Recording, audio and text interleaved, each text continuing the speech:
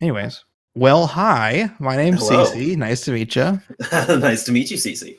Yeah. I mean, you can call me John, but if you prefer to call me as my my former Twitch name, by all means, call me Spark.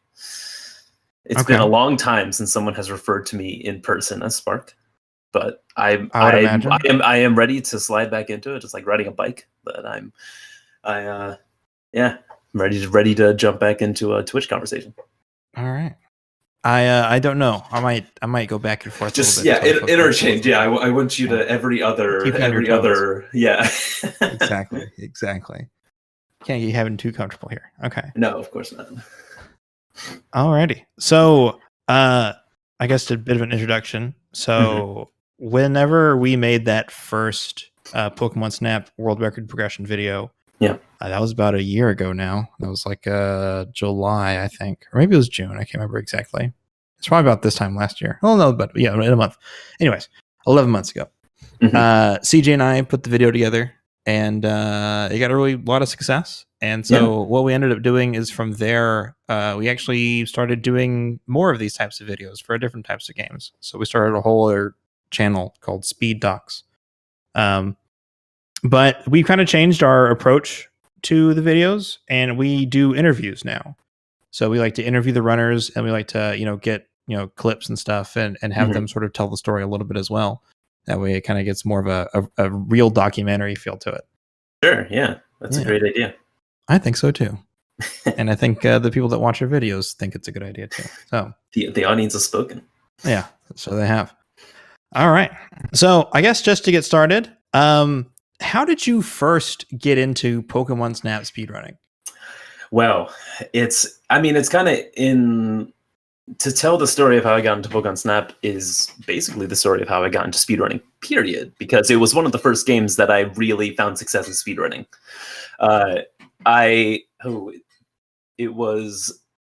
I was getting out of my freshman year of college, so that would be 2013.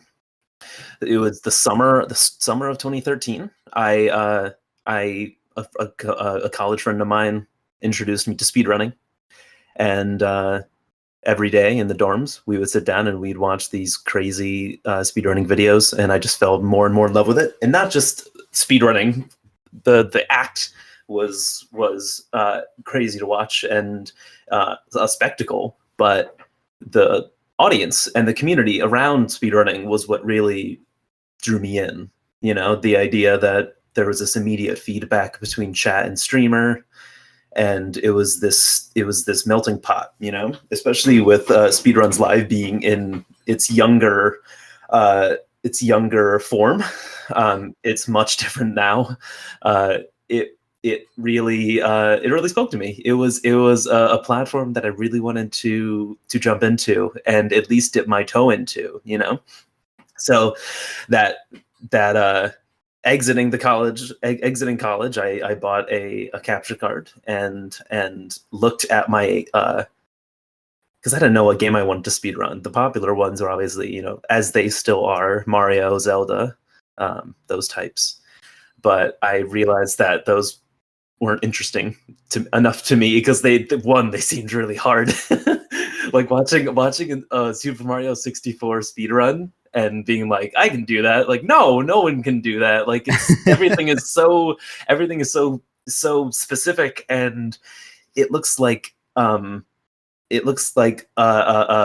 circus act, It looks like Cirque du Soleil out there, and I was like, okay, let's do baby steps. And what I did was I looked around at my collection of Nintendo 64 games and GameCube games, because those are my two go-to systems when it came to kind of classic video gaming, right? Because that was obviously the majority of speedrunning back then was older games. And the few that I picked up were Donkey Kong 64, which that was actually the first speedrun I did, and Pokemon Snap. I mean, Pokemon Snap was a game that I had played a lot of as a kid and even as a teenager and then as a young adult. But I figured, I knew enough about it. I knew how to play it. I knew how to get to the end. Mm-hmm. Let's look up a speedrun, or let's at least get a sense of if this can even be done, because it's, I'm sure the plight of many a Pokemon Snap speedrunner is the the newcomer into a chat asking, how do you run a game on rails? That's the kind of the big kind of jokey line. Yeah, exactly. But yeah, right. It's like, it's like, what are you going to speed run? It's a Small World After All game after this. Yeah. But I looked it up, and sure enough, I mean, there was not a community. I will say there was I saw one name that did it, and that name was Riker Z. He was the only one that that had any kind of recent footprint in the Pokemon Snap speedrunning trail. And so I started, I kind of modeled that. I did my run, kind of modeled it after the one I saw online, I believe on Speed Demos Archive. Is that right? Is that yes. That's a website, right? Okay. I knew it was close. It was either that or close to that. Yeah. Your memory serves you well. Yeah, right. SDA. Yeah. So I kind of pieced together a speed run. This was, I was streaming for 2 people, and one of them was me and the other was my college friend. And slowly but surely, I'm sure I could go back to my Twitch VODs and like chart my progress, because I think I saved every PB of mine. And eventually I found Riker Z's channel, and he was streaming somewhat frequently and just kind of fooling around. And he had like maybe like 15 viewers, and I was like, whoa, like this guy's legit. Like this guy, he's the big time. Yeah, like he could fill a classroom with those numbers, It's a good metric, yeah. Right, exactly, right. That's kind of how you have to frame it when you're new. I spoke to him. I was in his chat a lot. I asked him questions, and eventually we became kind of friends, and we started to stream kind of side by side and do a lot of races. And he was really the one that showed me the ropes and gave me an idea of what I should know about Pokemon Snap speedrunning, and from everything he kind of learned on his own, and from I know there were, probably dating back to the early odds. You probably know this better than I do, of the kind of the spare the maybe there was a speed run here or there that was posted on SDA, or just kind of very slow progress for a few years leading up to the 2010s. Right. And so we started to go, and eventually, we started to implement these little things that I wasn't even sure would work, but he assured me that they would, like looking up at the sky for 70% of the run. I'm like, I don't know about this. And he was like, it's gonna work. Like, so much is happening in the, on your eye level. If you look up, you're gonna reduce lag, and everything's gonna everything is going to not slow down, and that is, I think, the one of the bigger turning points in speedrunning Pokemon Snap was the realization that it wasn't a matter of going fast; it was a matter of not going slow. There is a set velocity. And I hate to interrupt you. Can you say that one more time? You're kind of dropping out a little bit. Oh, ooh, which part? Let's see here. You said it was not about going fast, but I think you said not going slow. Yeah, one of the kind of the crystallizing moments and kind of realizations that the speedrunning Pokemon Snap is not about going fast, but it's about not going slow. In that, you have a set velocity throughout each of these courses, and everything you do slows you down. There's no way you're going to go faster there's no way you're going to gain speed, but it's a matter of everything you're doing in these speed runs is keeping you at that base, that kind of standard velocity. And when that clicked, everything kind of fell into place, you know. Then you realize, oh, that's why we're kind of camera locking and then using that to move around, because if you do it without it, your cart's going to move and blah blah blah. It messes you up in that way. But yeah, it was, everything started to click. I had fairly quick thumbs. That helped me in my speedrunning pursuits, and especially in Pokemon Snap, because I can mash with the best of them, at least in my eyes. Yep. And slowly but surely I started to chip away at this, from when I started, this insurmountable goal of the world record. I mean, when I started speedrunning, I had no fantasies about. I didn't even have fantasies. You know, they weren't goals, they weren't fantasies, they weren't dreams. I never even thought about being a world record holder. I just thought about this would be fun. But then, as minutes upon minutes were shaved off the times, that goal started to become clearer, and I realized that it was within striking distance, and eventually, you know, I mean, there was a point where me and Rikers were racing every night and getting close, like we're shaving minutes off our PBs just from races, you know. And then let's see how close I can get to the day that how close I can get to the exact date that I got the record. I want to say it was October 12th, 2013. I'm gonna put that out there. I don't think it's right, but I know it's December 24th. No, that's my latest. It's my latest one. That was my latest run, but the first time that I got the record, which was in mid-October. You never submitted that, but that might be accurate. I never did, because do you want? And I think I know why. Is because I think I broke that a couple days later. Oh. But I got it. It was by like 0.6 seconds, and I was like, count it, like I don't care, like like it's close. And then I think I got it. I think I got one that was a few seconds trimmed off of that, maybe less than a week after that. But yeah, I'm seeing mid-October, any percent 2219.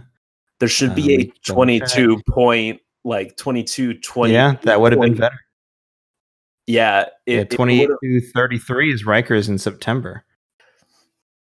Yeah, it was just barely, but it was the big moment, you know. And from there, I mean, I mean, at that point, when I got that record, it was me and Rikers were the only ones running it at that point, or at least to my knowledge. Right. I don't know. I don't know the exact time Karma started to run it. It was, I think, a little later, because I know he came up, and I remember him telling me about it, and that he had started and was starting to get better times. But yeah, no, that's kind of how, and that was the 80% one. And then I eventually switched to 100%.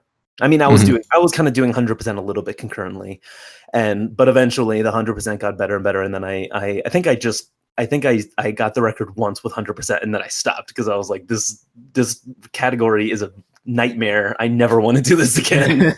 Because, yeah. One of our core points in the 100% video was that it's just shitty any percent. Right. Yeah, it's putting a cherry on top of a turd. Like it's nothing. It's noteworthy because you're doing more and there's more to do, but yeah, it's like doing any percent, but also like there's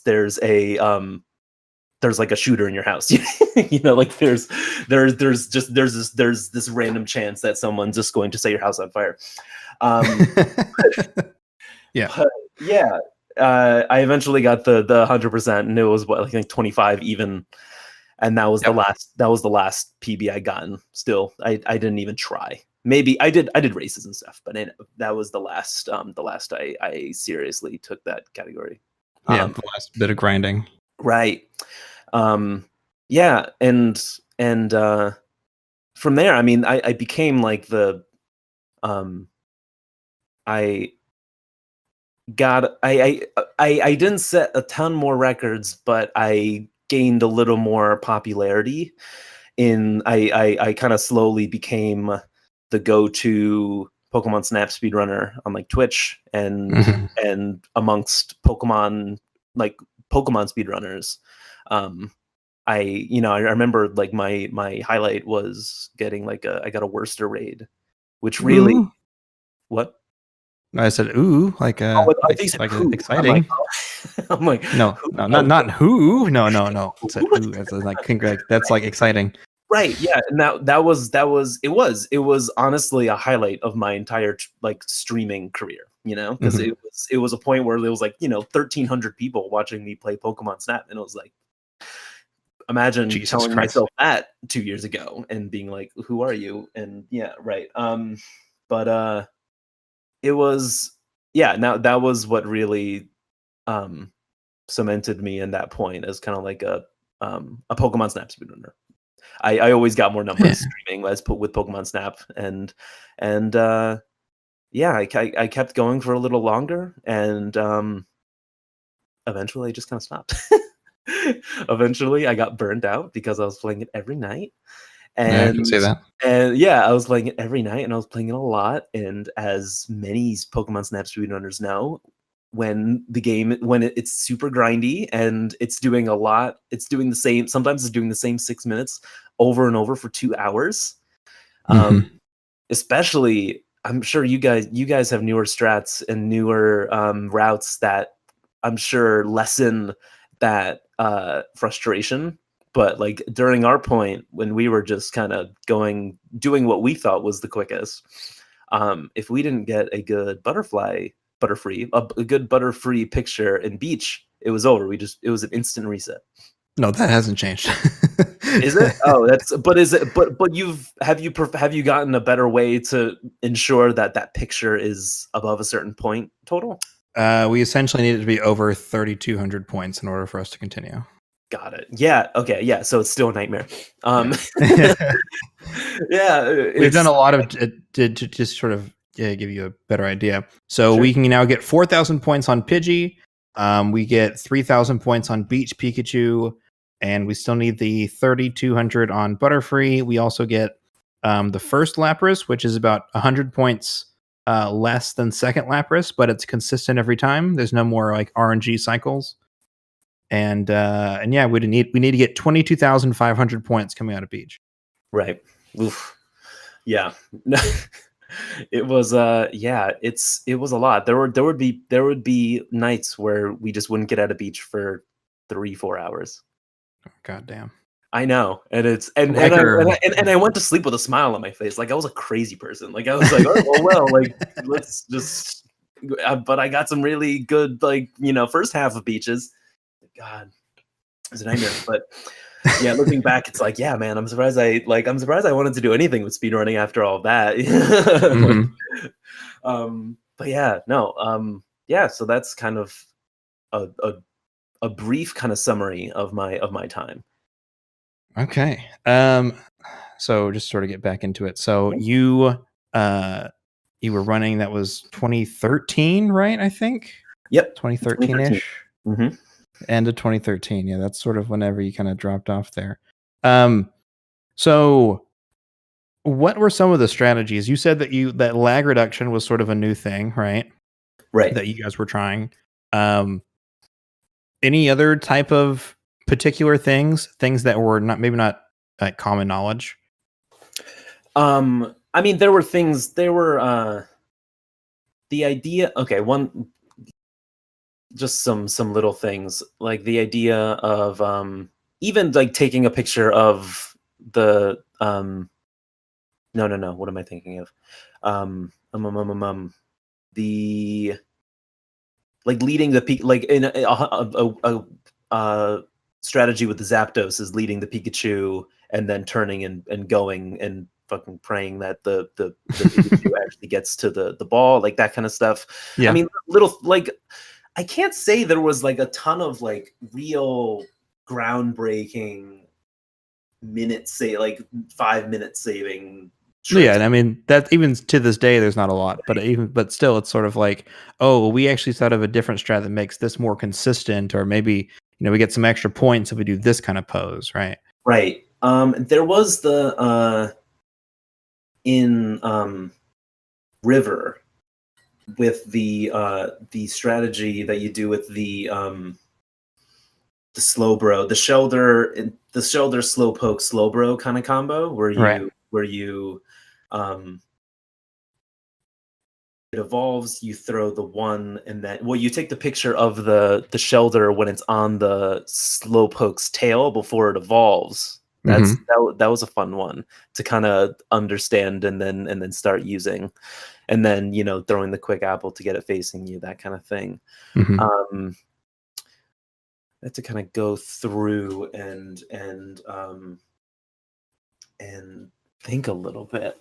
Are there any that you can think of that come to mind?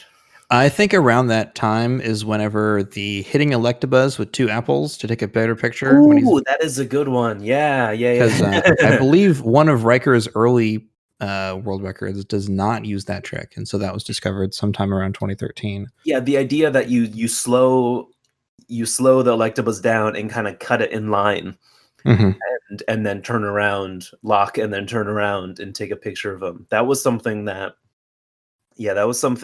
we figured out in between me learning the game, and I didn't learn the game. I didn't learn to do that when I've learned the game. That was something that we had to find and then learn and implement into our pre-existing route.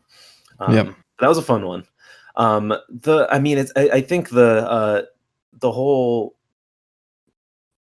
going out of beach and into tunnel, I think that is there's a pretty big difference in how we did it then and how it's done now. If I'm not mistaken, because back then it's pretty accurate. Right. Back then we'd go in, we'd take like BS pictures what I would do anyways. I don't know if Riker did it, but I would take extra pictures to make it a little easier to menu on the way out. And on which stage? On tunnel or on tunnel? Yeah. When you first go into tunnel, I believe this is right. When you first go into tunnel, you have to take the multiple pictures of Pikachu, and then I think there was an extra. I think I took an extra one so that it was a quicker menu. It was a quicker kind of menuing out to make the selection of pictures. Yes. And I think that was something that I just that was just a little trick that I picked up and went with. Gotcha. Again, I know what you're talking about. Yeah. I don't know if that's a matter of. I don't know if that I actually saved time in that moment. But I would say that it does, because otherwise you take 2 pictures of Pikachu and then the third picture would be on the far right, and then you'd have to essentially menu like 2 to the right and then back to the left and then 1 down. Right. As opposed to I think if you do like 2 pictures of Pikachu and then like a filler picture, then you can go down and then right, and that's 1, 2 movements instead of 1, 2, 3, 4, 5, whatever movements. So all those little things add up. Totally. Yeah. And I remember, I vividly remember sitting in a history class, a Western Civ history class in college, and not paying attention at all to the lecture, and just sitting in my notebook, just writing notes about point totals. And like, I'm just like I was thinking just like, man, this would be the best thing for a girl to see me do. And like point totals and the cleanest way to get out of beach and kind of optimizing tunnel. And I remember that was the same day, all like the day that I just like completely zoned out of class, and I think I like failed a quiz. But later that day, those notes helped me get the record later that day. Like that was legit the same day that I got the record. So I'm like, there you go. Right, like that quiz. Like I sure, like if you quiz me about Western Civ right now, like I will fail. But hey, we're having a conversation about how I did well in Pokemon Snap that one time. So that is scoreboard, Mr. Scafone. Scoreboard. Yep. Sacrifices had to be made, Right. Yeah. If you could some- see me now, college professor Scafone. Yeah. That's right. That's right, Professor Scafone. Yeah. You're talking to a world record holder here. All right. Get fucked, Skiffone. It's the weirdest, man. It's the weirdest flex. Like, if someone talks about, if I'm just like out in the wild, I guess that's a Pokemon pun. And Pokemon Snap comes up, or it comes up and like, oh my god, I remember that. Like, I don't know how you guys feel of being like, yeah, like I not only speedran that, but like I had a modicum of success with it. It's an interesting kind of, it's been an interesting convo to have. Yeah, it is. Yeah. I've had two sort of types of experiences, and every once in a while, it's like trying to explain speedrunning to people who have no idea what speedrunning is, or like have like a very light interest in video games is like really weird. It's like, yeah, I play video games fast, and they're like, why? Yeah, like, why are you wasting video games? And it's like, I mean, you're right.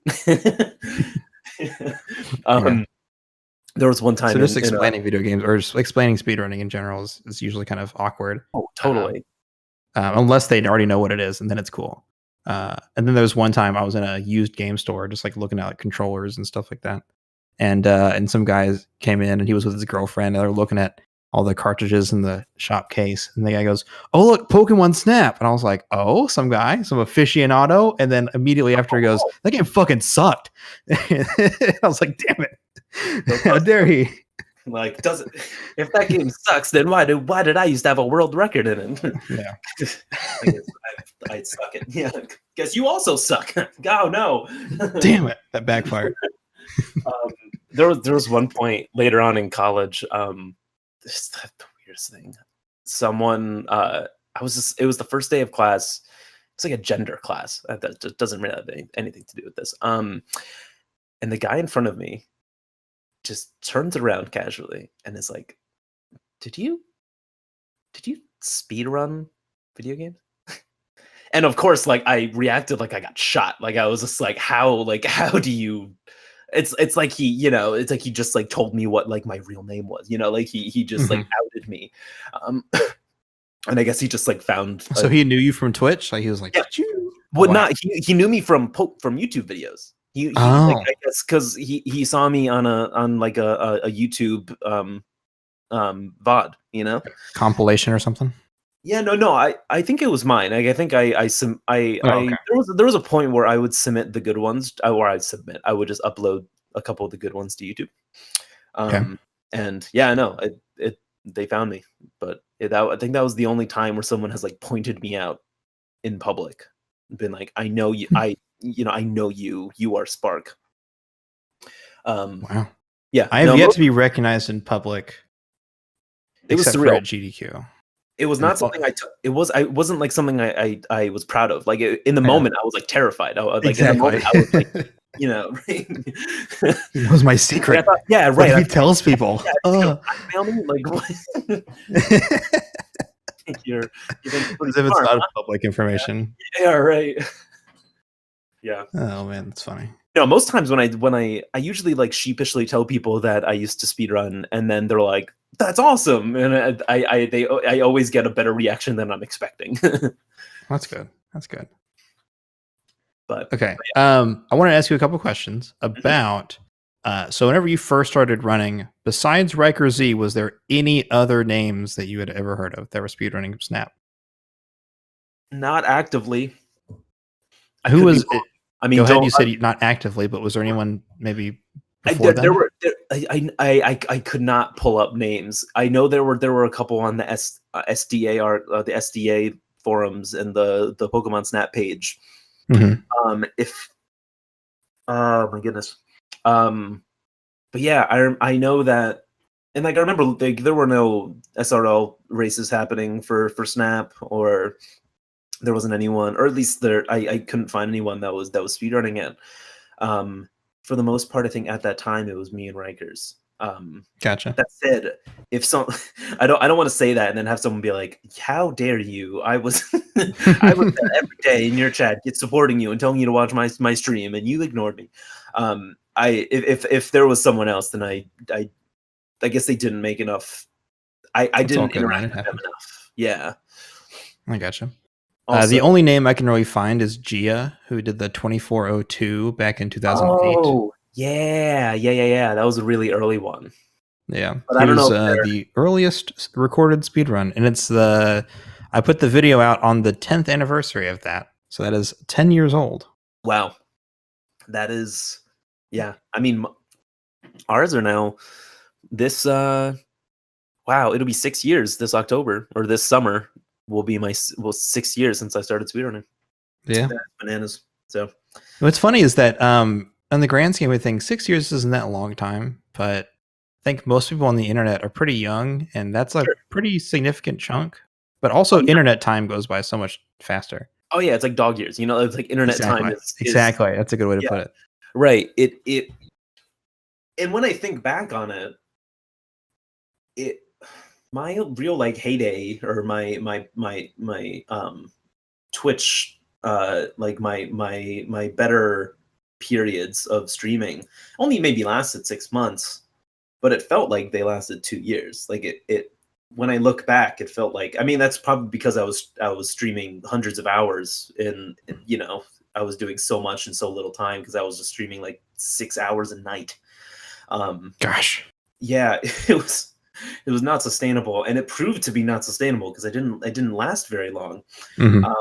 But yeah, no, I look back very, like, those times, look back very fondly on those times, and the friends that I've made, and the highs of getting, like, you know, like getting rated by people, by streamers that I admired, and and get to a place where I, you know, where I could talk to, I could talk to almost anyone, and it was fun. Not just from like that sounds like I'm just looking at it from like a status point, like I'm admire that I'm cherishing status, but it was cherishing community.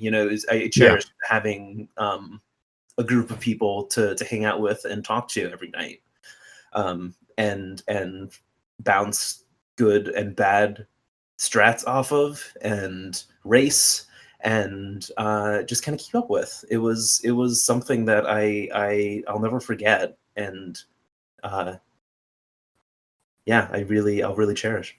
Yeah, it's one of the reasons why I like streaming so much. I've taken a bit more of a slow burn approach of I stream 2 or 3 days a week, and I try to stream like 2 or 3 hours a stream, do a couple of speed runs. If I get really annoyed with the speed run, I'll usually just swap to a different one, and then eventually I'll kind of make a circle and I'll come back to the things I've already done. But having a community and like talking to other runners and having people in your chat, having consistent members in your chat, right. It's like, what a crazy time. What a crazy thing that, like, I have more friends now than I've ever had in my life back in like high school or whatever. Like I've had way more friends now because I have people that consistently come back, and it's great. I love it.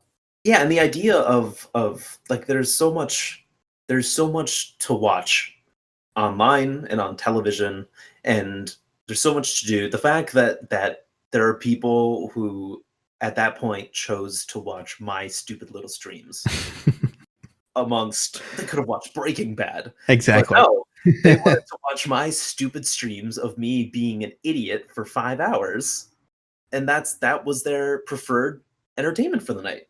And that is like something that to this day I still cannot properly wrap my head around. It was a privilege. It was a privilege to be someone's entertainment. It sounds weird, but I mean, and that was something that I always, I mean, yeah, I mean, I'm here talking to you because I had a modicum of success speedrunning Pokemon Snap. But what I always felt that the reason I kept, I kind of kept momentum and kept people around was not because of like my skill. I mean, I had like I said, a modicum of success. I had a modicum of skill, but I was someone who went the extra mile and tried to entertain and tried to be fun and tried to provide like a kind of off the wall kind of stream experience. And I think that's what kind of helped me stand out at that point amongst other runners, and kind of looking back, like looking back on different runners, and looking back on different record runs, like it's like, oh, this is a new record. They implemented this and that. Like, oh, and here's John's. He like jumped up and down and like did a lap around his room when the run was over, and screamed and like cried. Yeah. Oh man, like it was. I was happy to do it. No, it was fun. Above all else, it was fun That's what matters, man. Be a streamer. Yeah. All right. I don't know if I ever mentioned it. I feel like I have. Back whenever I was first learning, this is like late 2014, early 2015, I think. I looked for the best English time on the board because I didn't have a Japanese cartridge, and you were the best English time on the board. And so I watched your run a couple of times, and so I was like, man, this Spark guy, he's so cool. Oh, thank you, man. so while I may not have gotten to watch the stream live and been a part of it, I did kind of get a taste of the heyday. Like that's nuts. Like the fact that it wasn't something. It was live, but it was something that stood for longer. It's something that had its own way, kind of its own legacy. It's something that I'll never properly wrap my head around that, and I'll never be thankful enough, and I'll always appreciate it. So I appreciate you wanting to interview me, and I appreciate I appreciate you thinking that I'm someone who's worth interviewing. You know? Yeah. I gotcha. Not to give you too much of an ego boost, but you know. No, I will happily knock down any ego boost that you give me, and I will swat it down like a beach ball at a barbecue. You know. There you go. But I guess the one thing is the Japanese cart advantage, and the reason why I never even tried, and to this day I think I still own a Pokemon Snap Japanese cartridge. But when we were running it, there was always it was always brought up. It was brought up. It wasn't always it was occasionally brought up. Why didn't you do Japanese?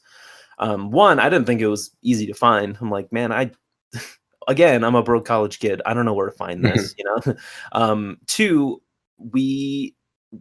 Rikers and I were convinced that it wouldn't change anything.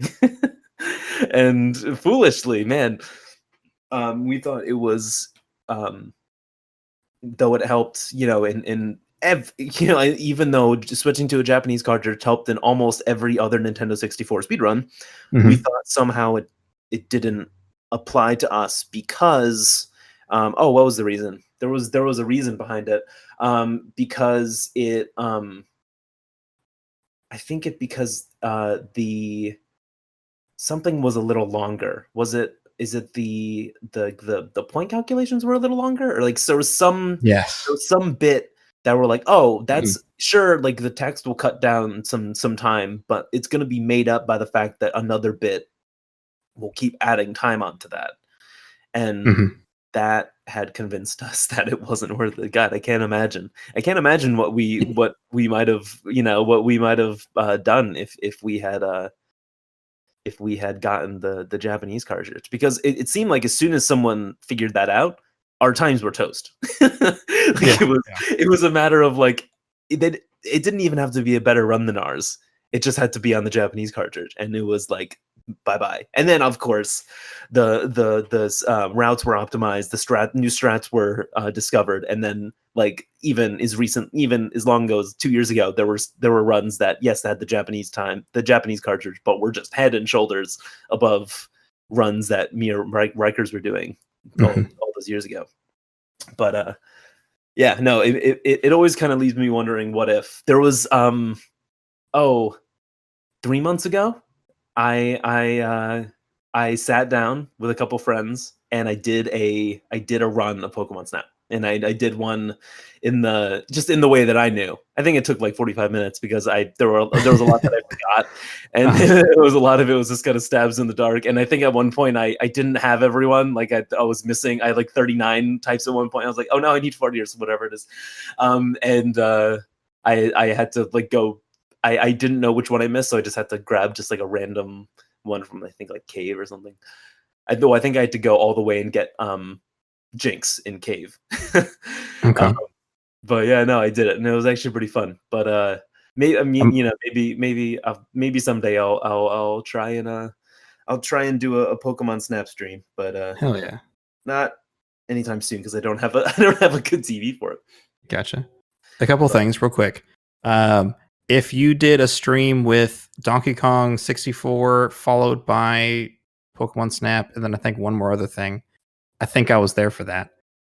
Oh, back in I did like that a year or two ago. tail end of college. Yeah, so it was 2016. Yeah, I was there for that, I think. Really? Oh, that's funny.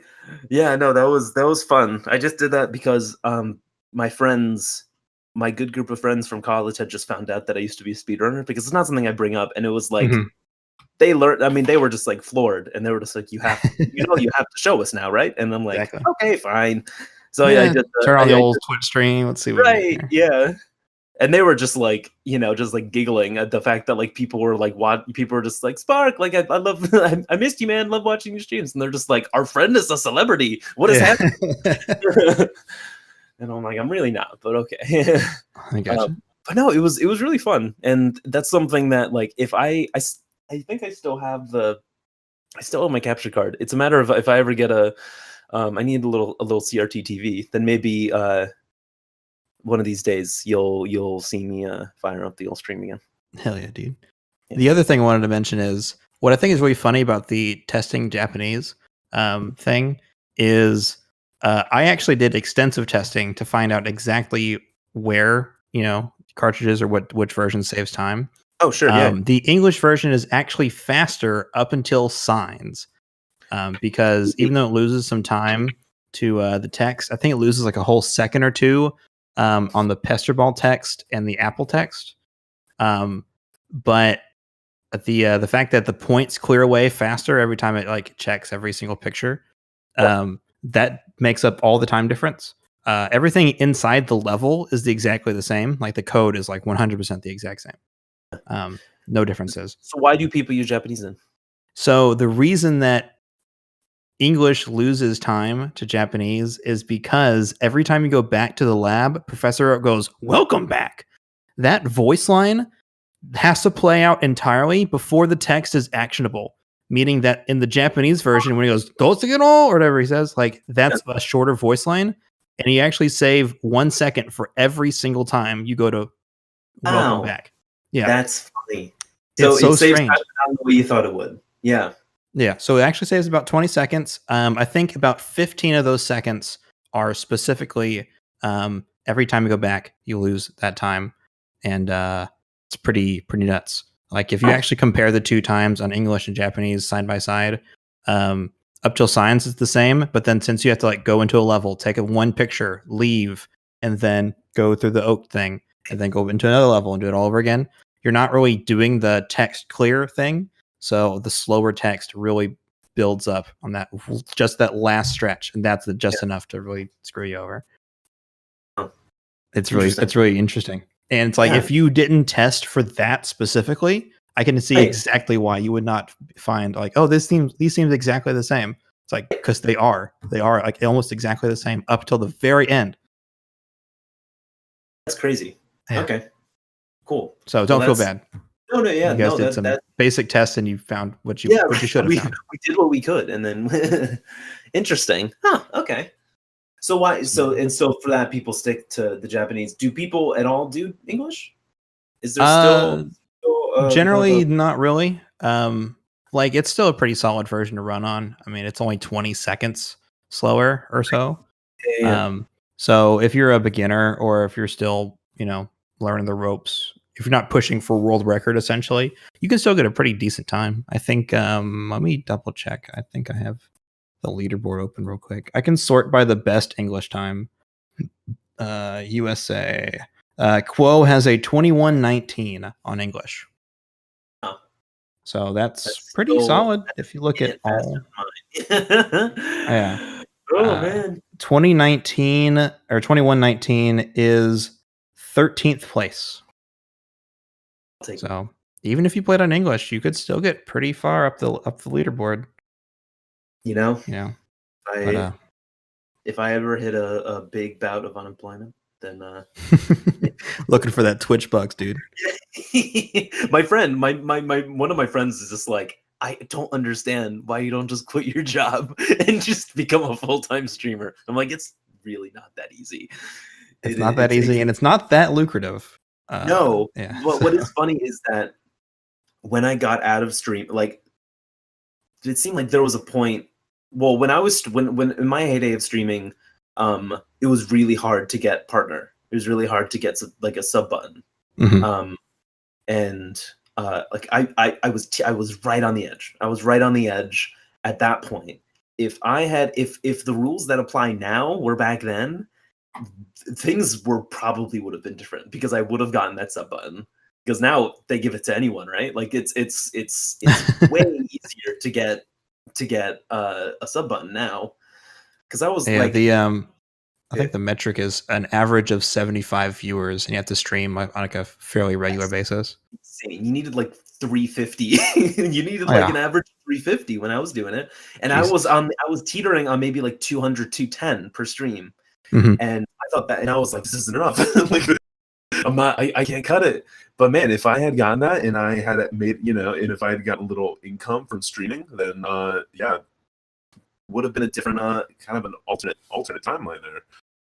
But at the same time, I would have had to keep up those numbers by playing Pokemon Snap every day, and that was killing. That was just too much.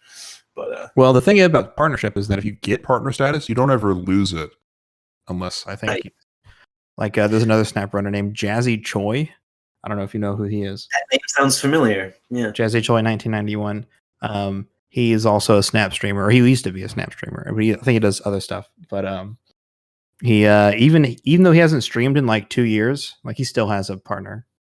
So it's like, yeah, if you had gotten it, man, you could have come back anytime you wanted. Right. And that's that sweet side hustle. You know, never say never. I think the biggest hurdle is me finding a TV. So that's fair.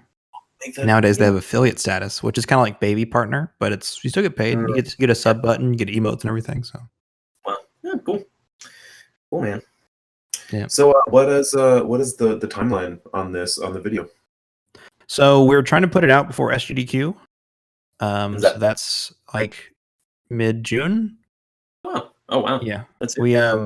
Yeah. Well, I mean, we already did the video before, right? So we know. Oh, so the video's in the can. You just have to plug in the quotes. Nice. Well, more or less, we're gonna redo the video. But we've already done it before, so we have the script like already done. We tweaked it with all the new information, and we kind of went back and rewrote a couple of bits here and there. But overall, it's like we kind of already know what we're doing. We're doing the interviews. Go ahead. What did you want to change in it from the last version? There was some wording things. We want to explain a few things a little bit better. One of the things that I don't really like how it ended up being is that we kind of what's the word I'm looking for? Glazed over Quo's 2050. So whenever he got the record with 2050 back in 2017, that was the last record, and I was kind of like, and then Quo got 2050, and that's where the record stands today, right? And it's like we didn't really go into why or what happened or what was going on. So, plus we've been doing this for about a year now. Like CJ and I have been making more videos, and so we're actually pretty good, I think, at what we're doing now. We have a better idea, and this is one that's close to your so that's awesome, man. But yeah. Well, plus, actually talking to runners means that I actually find out more stuff. Like I didn't realize that you had multiple videos that you never submitted. Oh yeah. Actually, let's. Do I have permission to? I was going to say, do I have permission to upload those, or not upload those, but to submit those to the leaderboard? Absolutely. Take whatever you want.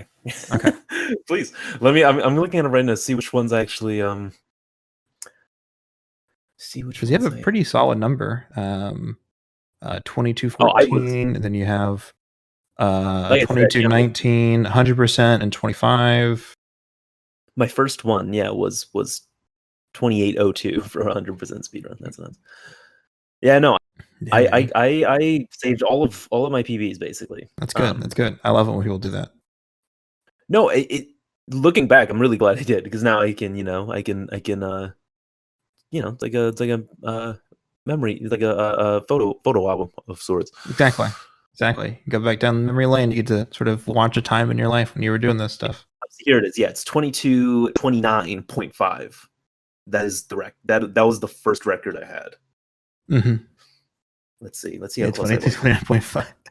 He was a 29 or 22:30, I think. So you were right Just there. 6 years ago. What day? Tell me what day this came out. You have to hover over the 6 years ago, and it should show up. Let me go back. It's What really did I say? annoying. I hate how I did. 12th? This one says October 1st, 2013 for the 0.5. Oh, it was September 30th. That's it. September 30th, 2013 was my first official record. See, I got the 2219.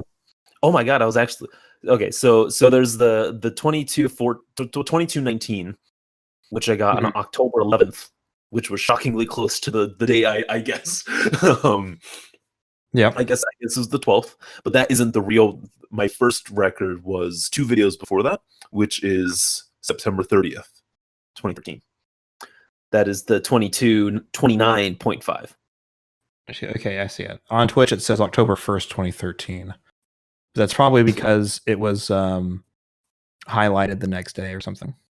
Okay, sure. Yeah, that probably makes sense. Either way, it's that. Yeah, whatever that one is. Gotcha. But yeah, those are. Yeah, no, I think I went back like last year and just kind of watched them again. Kind of filled in some commentary on them because you can add comments after the fact now. Oh, okay. I'll have to go back and watch them again, or I will be watching all of these, and I will. You do. And now, if there's anything of importance, I'll make sure I put it in my notes.